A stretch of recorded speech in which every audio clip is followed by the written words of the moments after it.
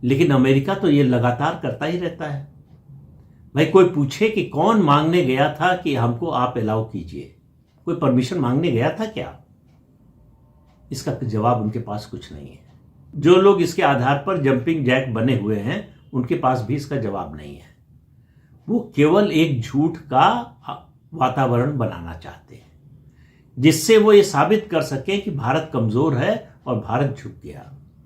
जो राहुल गांधी का और कांग्रेस का नैरेटिव है उसको बल मिले, जिसको इस देश की जनता सुनना भी नहीं चाहती, मानना तो बहुत दूर है। तो राहुल गांधी का हर कैंपेन, हर अभियान, हर आरोप गलत साबित हुआ है और जनता की नजर में उसकी 2 कौड़ी की भी कीमत नहीं रही। लेकिन उसके पास ऐसे नैरेटिव गढ़ने वाले लोग हैं, ऐसे वितंडावादी हैं जो थकते नहीं, जो लगातार इस काम में जुटे रहते हैं। ब्रह्मचेलानी उनमें से एक है।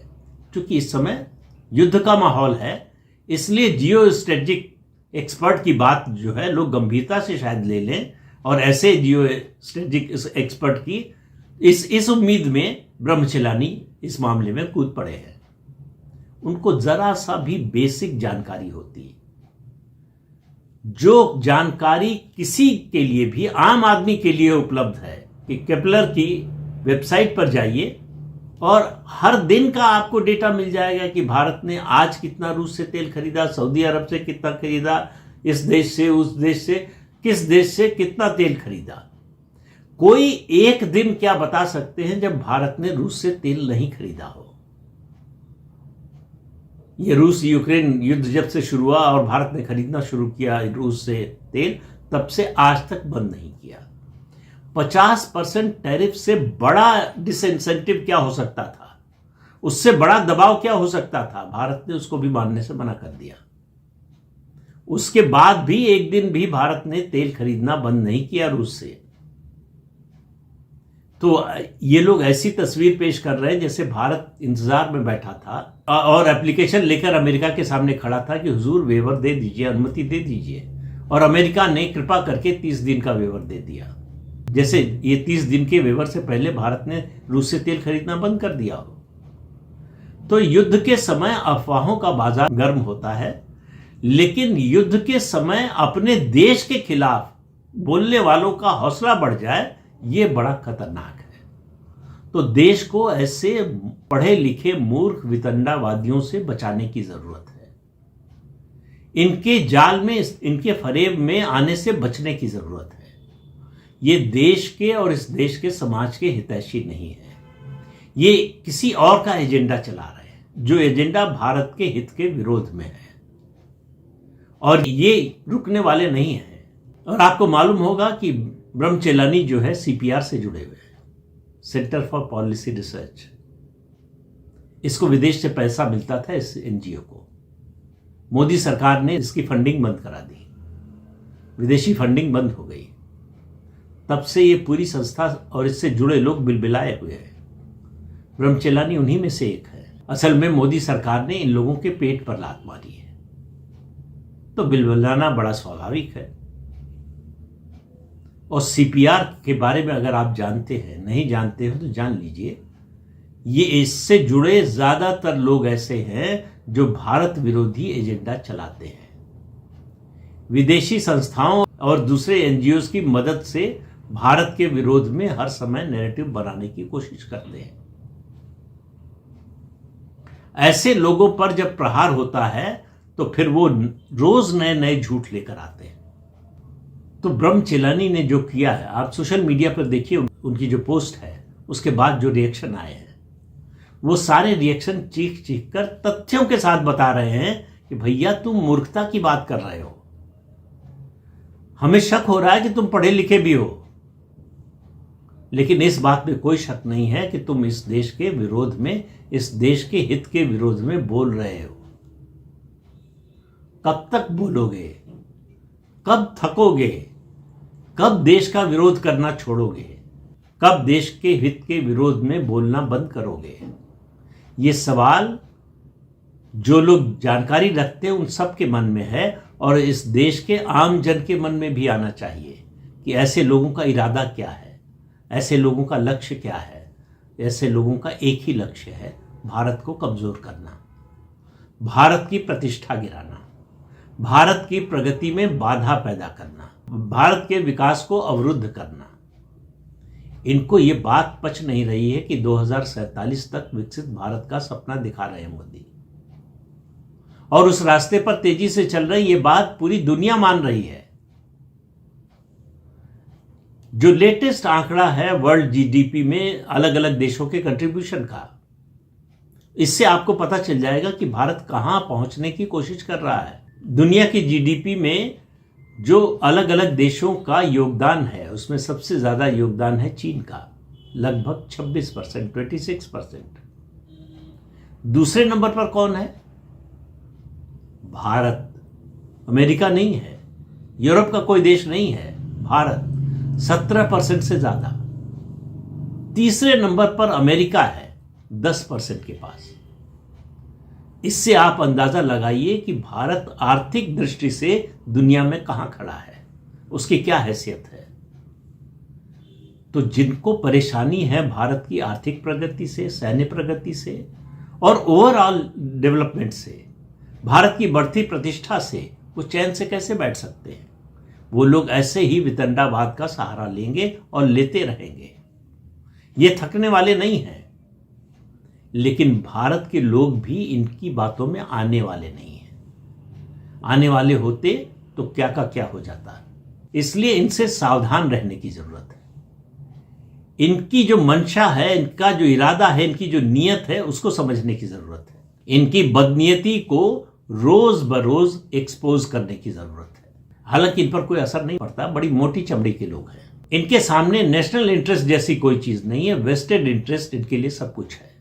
अब इनका वेस्टेड इंटरेस्ट क्या है, ये तो यही बता सकते हैं। तो इस अंक में इतना ही। अगले अंक में फिर मिलेंगे किसी नए मुद्दे के साथ। तब तक के लिए अनुमति दीजिए। आपसे अनुरोध है कि चैनल देखिए, शेयर कीजिए, लाइक कीजिए और सब्सक्राइब जरूर कीजिए। नमस्कार।